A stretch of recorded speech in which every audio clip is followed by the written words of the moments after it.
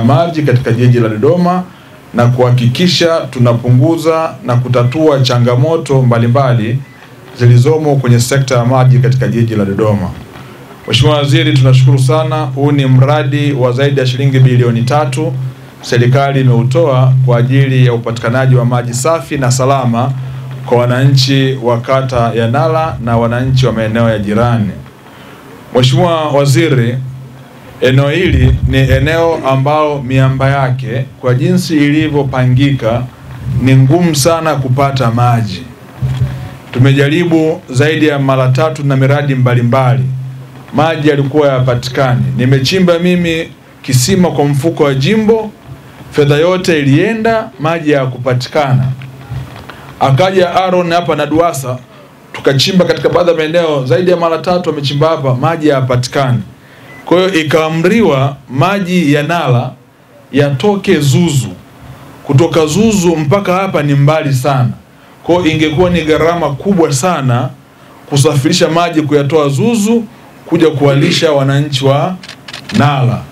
Na wakati huo eneo hili tulitenga kwa ajili ya makazi pamoja na viwanda. Eneo la Nala ni eneo ambalo tulitenga kwa ajili ya kukuza mji kuelekea magharibi ya Dodoma. Kwa ni eneo la kimkakati.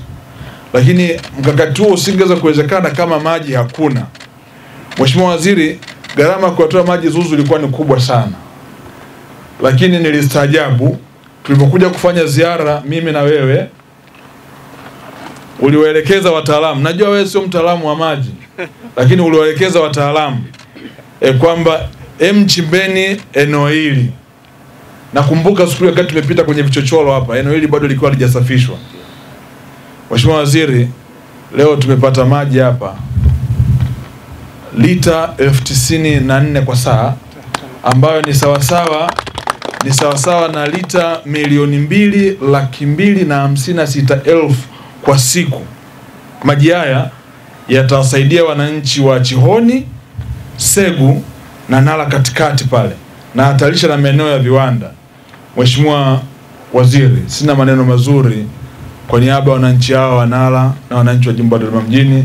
Naendelea kukushukuru kwa kazi kubwa ambayo umeendelea kuifanya ya kutatua changamoto ya maji katika jiji la Dodoma.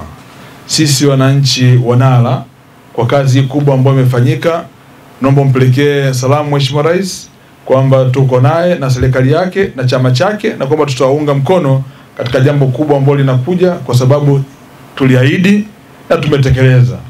Ombi langu la mwisho, Mheshimiwa Waziri, Dodoma pamoja na kwamba hatujajaliwa mvua za kutosha, lakini tuna maji mengi sana chini.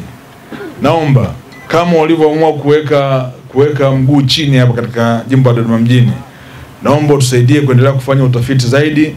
Tuna maji mengi sana chini ya ardhi ambayo yana uwezo ya kuhudumia wananchi wa Dodoma, wakati tukisubiri miradi ile mikubwa ya Ziwa Victoria na mradi wa bwawa la Farkwa. Nikuombe Mheshimiwa Waziri, hii ya uchimbaji wa visima vya pembezoni imesaidia sana na ni wazo zuri. Basi tafurahi ukitoa neno leo kunahakikishia kwamba kazi ya utafiti wa kina itaendelea na visima vingi vitachimbwa zaidi ili tuwaondoe wananchi na adha ya maji. Baada ya kusema hayo, asante sana na kushukuru sana.